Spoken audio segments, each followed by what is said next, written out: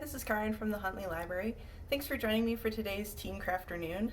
We're going to be making Hobbit wreaths today. So we're going to gather our supplies and then we'll start putting those together. Here are our supplies for our Hobbit wreaths. You're going to need a wreath, some moss, some kind of dried flowers or silk flowers or fake flowers to decorate with, a knob for your door handle. I found these really fancy pull knobs at Hobby Lobby, but you could just use like a little piece of wood or whatever else you might have. A rock would work too. Some paint to paint your door background, paintbrush, and a piece of cardboard or a piece of wood to put behind your wreath to be your door. And I'm going to use this cardboard and then some scissors to cut out a circle to fit behind the wreaths. So gather your supplies together and then join me when you have your things and we'll get started. I forgot to mention you're also going to need some kind of glue to glue all of the decorations and the background to your wreath. So I'm going to be using a glue gun, so if you have a glue gun on hand that'll work just fine, or you might want to use something like tacky glue. The liquid glues are going to take longer to dry, so just be aware of that and plan accordingly. So the first thing we are going to do is trace a circle around here so that I have a background for this to stick to. So this doesn't have to be perfect. It can be the general idea of a circle, and if necessary I can trim it up a little bit later when I'm actually sticking it to my wreath. Beautiful! It's not completely circular, but neither is the wreath. And then we're just going to cut that out. Cardboard can be fun to cut, so you can use an X-Acto knife if you have one of those on a pad if you want to maybe have an easier time of it,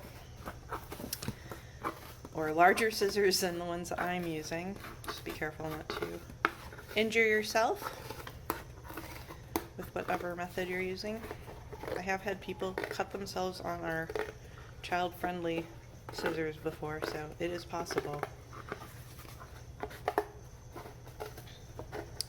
Come on! We're nearly there. Okay. Since I have two wreaths, I'm going to save the rest of this cardboard for the other one if I do something with that. So you can see that some of it is sticking out on the sides there, and I don't really want it to do that, so I'm going to trim a little bit of this off.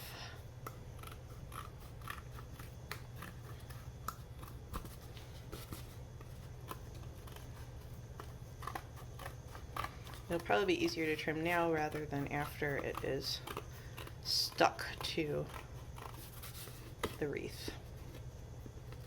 If you're planning on putting your wreath outside, like you're propping it up in the garden or something to make an actual little hobbit door, you might want to use wood as a background instead of cardboard, or protect this really well, or it's going to not last very long. I did see some balsa wood circles at the craft store when I was shopping for supplies for this. They were slightly bigger than my wreaths were, and I don't have an easy way of cutting them.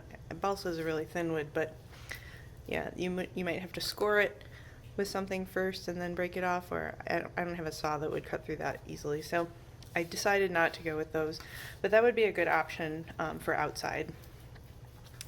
So that's pretty good, and you can see that it sticks out maybe a little bit on the side, but not totally. That's a decent match there.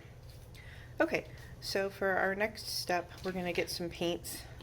Decide on a color that you want for your door, or colors if you're doing more than one color, and get your paints ready, and some water for cleaning your brushes, and make sure you protect your workspace so that you don't get that all messed up. And we'll start painting this to look like a door. So I have chosen turquoise paint for my door. I've always wanted to have an actual turquoise door, but right now the exterior of my house I don't think would go really well with turquoise, but it would be a nice fashion statement. So I'm just gonna paint this in all turquoise right now, all the one color, and then go back over it a little bit later after this is dry to add some details, like to make it look like it has some wood grain to it. Another thought I had earlier was you could use popsicle sticks or something like that as a background for the door part, for the wooden part, and then you'd have sort of that paneling effect, which would be nice. But whatever you happen to have around,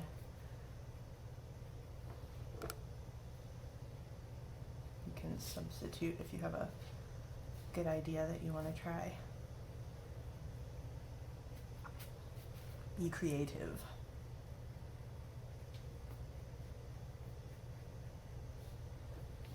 So I was thinking I wouldn't get any paint on myself, but I usually manage to get paint on me as soon as I open the paint. So I am not a neat artist or crafter. I like my messes. Well, I don't know if I like my messes. I happen to make a lot of messes, so I am just resigned to my messes, I guess. Comfortable with them. There we go. That puts a more positive spin on it. So now I'm just making kind of deliberate brush strokes in the direction that I want my paneling to be. So I'm just going vertically like this and pulling the paint down, and you can see where the brush strokes are. Alright, and then give this a little while to dry. I don't have a lot of paint on here, so I'm gonna give it maybe 15-20 minutes and see how it is after that. And while you're waiting to dry, you can put your brush in some water and rinse that off, and cap up your paint and wash your hands and have a snack, and we'll be back in just a few minutes. Hopefully your paint is dry now. Mine is pretty good.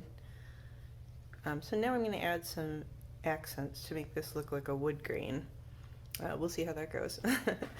So I've got a little palette here with a little bit more of the turquoise paint on it and some white and black so that I can make some different shades of the turquoise. I want a lighter one and a darker one. We will start with the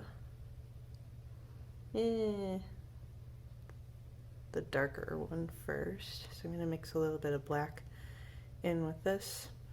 And then I don't want this to be real thick on here or heavy, so I'm just going to paint it lightly. I'm not going to put a lot of paint on my brush.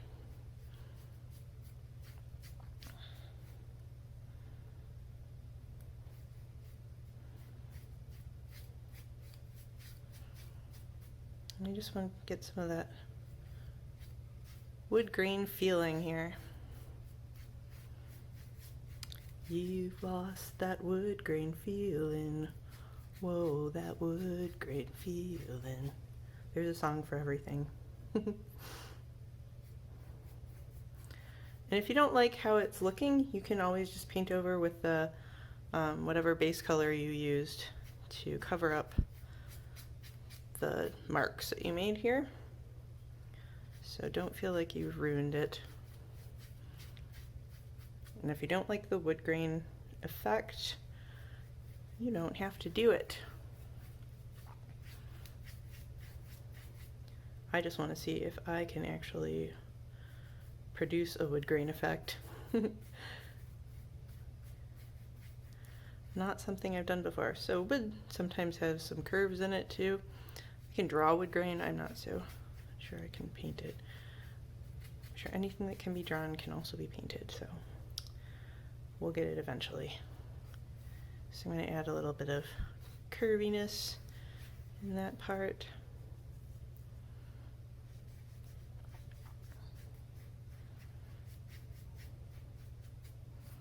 Okay, so that's kind of my darker color, and I'm gonna try and do a lighter color too by mixing some white in with the turquoise.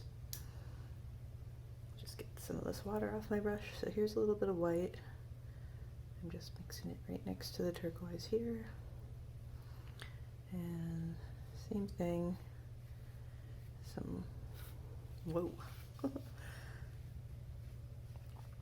This is a lot more obvious. I might have more paint on my brush too for this part. So if this is too intense and you're like, whoa, can we dial that back? You sure can. Just go back to your base color and bring that into it, and you can just sort of cover it up so it's not quite as in your face.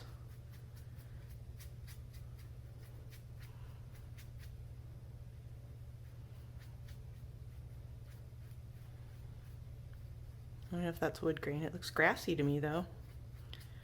Grassy could be good.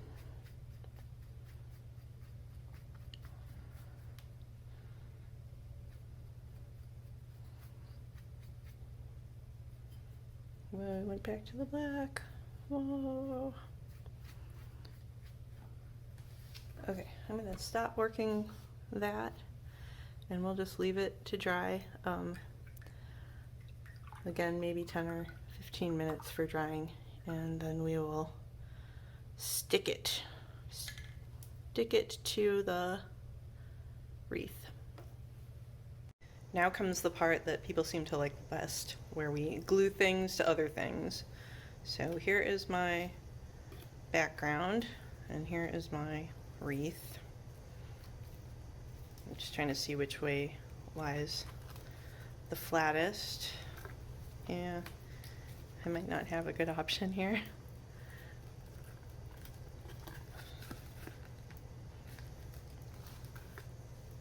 Okay, so maybe the best thing to do is, where to apply the glue? Let's apply it to the wreath. My glue gun is getting warm. Maybe it's not quite warm enough. So the good thing and the bad thing about the glue gun is that it dries quickly, but it also dries quickly, so you need to get things kind of attached right away. So I've got 2 points where I've attached it, and I'm going to go around. Oops, it's not really very attached anymore, is it? Yeah, I'm going to need more than those just 2 points, so let's see if we can do several on here. And I need to get them down kind of fast so that they're not already dry by the time I stick the wreath to them.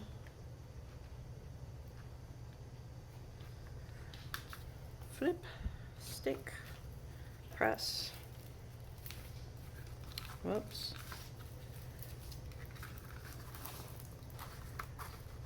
Clamp. We need a clamp too. You might want to follow suit and just kind of press on this for a while and make sure that your wreath is adhering to the background, our little wooden door, faux wooden door. So this is not going to be super interesting to watch. I'd say hold it here for at least 60 seconds and see what you got, and then if your wreath isn't sticking to the background, then apply some more glue and press some more. If you're using a different kind of glue, you're going to want to find a way to maybe put something heavy on it so that you don't have to stand there for an hour while it dries, because other glues will take probably longer to dry if you're using a wetter glue. So be aware of that, and I'm going to pause this for a moment while I dry, and then we'll come back when it's ready to be decorated. I have a few more comments on gluing technique. This is the one where I glued the back to the wreath, and I went around after I got it sort of stuck to it and just filled in with the glue gun some of the places where it was actually attaching nicely. You can see that there's still a few gaps there, and that would take a lot of glue to fill in. So I'm hoping that this will be sufficient to hold it all together. And it looks fine when you look at it this way, and when you're hanging it up, I think it'll be fine too. This one was even more gappy. It did not sit flat in most places at all on top of the wreath. So what I ended up doing was, you'll notice that I have two now because I was doing double examples. I ended up trimming off some of the circle, so the wreath outline sort of fit on that part of the circle, and I decided I would try and attach the wreath just in the center. And so I pressed the cardboard in, and you can do that not without too much difficulty with cardboard because it's still pretty flexible. And then I went around and then glued the edge of the cardboard where it met the wreath, and that I think is a better attachment. It does stick up a little bit, so I'm not sure if it actually looks like wood. Maybe you can get a better fit if you try this method, but I just wanted to point that out, that you could try doing it that way too. So now I have two examples, and since I have two little knobs for doors and I had two wreaths, that works out just fine. So I was thinking that I'd put the little silver one on the purple door and then this black knob on the green door. And these were pull knobs that you can buy singly. They had long sort of screws sticking out of them, so I just unscrewed the screw part, and I had a shorter screw that I'm going to stick in there with the glue gun just to cap that off. You don't have to do that. You could leave it open if you wanted to. And then for this one, same thing, there was a long screw, and I had a brad that I'm just going to use to put in that little hole, and I think both of those will be fine. And I'm just going to glue those to the doors. I think I'm going to wait to do that part until the end because the knobs are a little bit heavier than the rest of the pieces are. So we're going to decorate the wreaths now with some moss and some plants. I am using super moss, which is a decorative moss. I think it's actually real, but it has been color enhanced. So, and I assume that they've processed it in such a way that there are no longer things living in it. You could probably use moss from your yard if you have some, but you might also have living creatures in it then too. So I'm just going to take some of this out to look at it. It's messy. If you don't like moss and you don't want to make a mess like this, then you don't have to use it for your decorations. I kind of wish it came in super small bags, and maybe it does, but I only found these larger bags, so I don't really need that much moss. If you watched my taxidermy video, the little wall hangings that we made, I have some of this leaf that's left over. You could use something like that and just kind of wrap it around your door and glue that on, and that would be really nice too. And then, like I said, we had some flowers that we can add too. So I'm going to keep using my glue gun for this part, and hopefully I don't end up with moss stuck to my fingers. That's a distinct possibility. Okay. So it kind of falls apart. So it's going to be interesting to stick it to anything. I'm just going to put some blobs of glue right there and see what I can get to stick to it. Hopefully my moss does not run away. Be careful with this part if you're using a hot glue gun or a mildly warm glue gun. It is pretty hot when it first comes out, so you don't want to burn yourself, I say as I almost burned myself. If you don't, you could even use something else to, instead of your finger, to attach the moss, like the end of your paintbrush or a pencil or a chopstick. All of those things would work well so that you don't get your finger in the way of the hot glue. I'm trying to be careful here and just stick moss to the glue and not my finger. It actually looks pretty nice.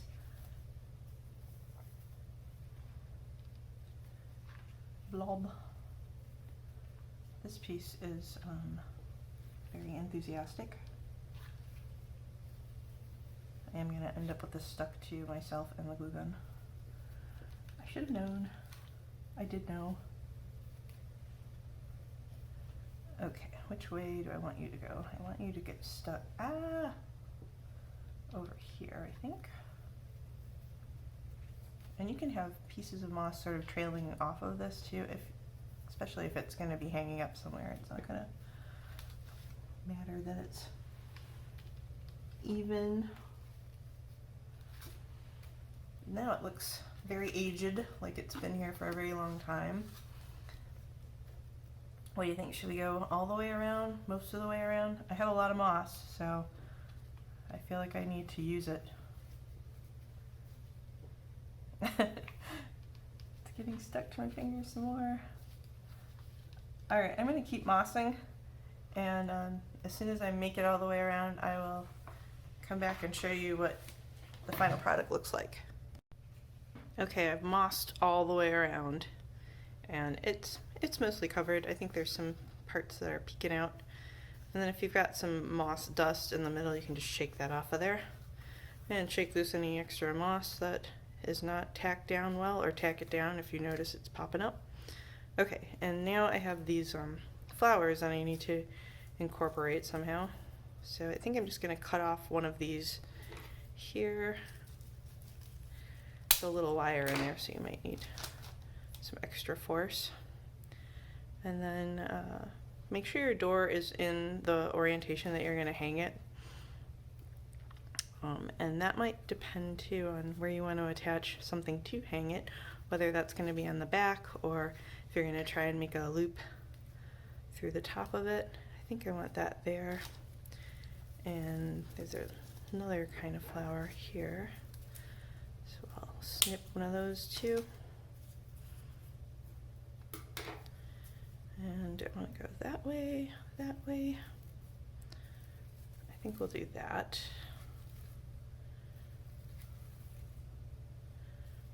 Maybe. Or do I want both on one side? Maybe they would want both of them on one side. Does that look uneven? Do I need another flower?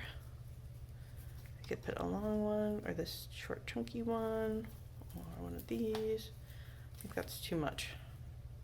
Just some leaves? Maybe just the leaves. Snip. Okay, I think that's how I'm gonna do it. So I'll glue those down on top, and then this in the center, and then our door will be finished. Here we go, gluing. All right, I'm gonna glue this part down first. And hopefully our moss will help hold that on. Hold on, flower.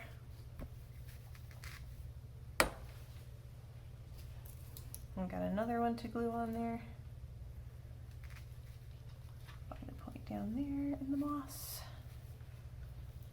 So this is the part where you find out whether your moss is glued on really well. If your moss and your flowers come flying off. If you've got these long tendrils of glue like I have, and you don't like them and they're not making you happy, make sure to remove those at some point before you finish up. And yeah, I think I like that placement. So we're starting down here and attaching the stem, and then that part, and I'll tack that leaf down and tack the top of that leaf down there, right where the stem meets it. Uh-oh, my stem got loose. And hold this all together. Ouch. Did I mention hot glue? Alright, and then I think I have just a dollop left to tack some of that leaf down. Whoops, or get it stuck to my finger. Okay. There we go.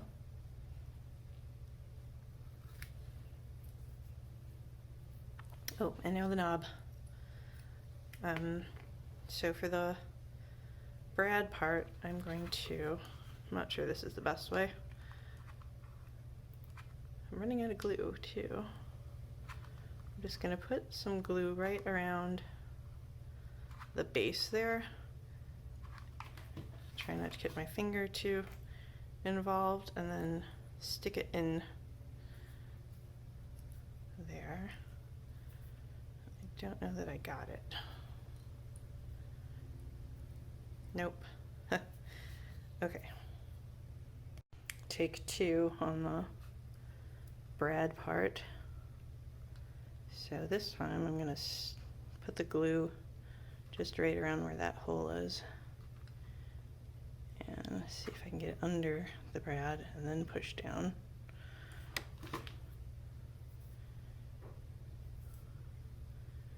Let my glue dry a little bit and remove the excess once it's a little cooler.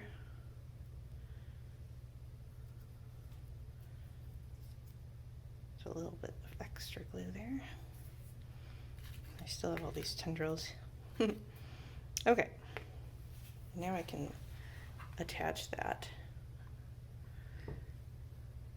The glue's in that glue gun is in that awkward state where it's switching from one glue stick to the next. So sometimes I get a nice dollop of glue and sometimes I get like nothing. Okay, and make sure that that's in the right spot before you press down. Okay, that's one. Yay! I hope yours turned out nice too. I'm pretty happy with how this looks. I might trim off some more of this excess glue, but other than that, beautiful. Hobbit wreath. So these are my Hobbit wreaths. We have the turquoise door and the little purple door. And that's how my decorations turned out. They are kind of shedding everywhere, so be aware of that, and tack your moss down really well so that it doesn't shed all over everything. I think I'm going to hang one of them on my front door, and I'll have to give the other one away to somebody. But they turned out pretty nice, so I'm happy with those. They would look really cute in the garden, like against a tree or something. Look like a little door into an actual hobbit house. Maybe not quite large enough for actual hobbits, but chipmunks for sure. I hope you had fun making Hobbit wreaths with me today, and that yours turned out really nice. I'm happy with how mine turned out. Ooh. Join us next time for our next teen Crafternoon, and for more fun craft ideas, you can check out our website, www.huntleylibrary.org, or subscribe to our YouTube channel. See you next time. Bye.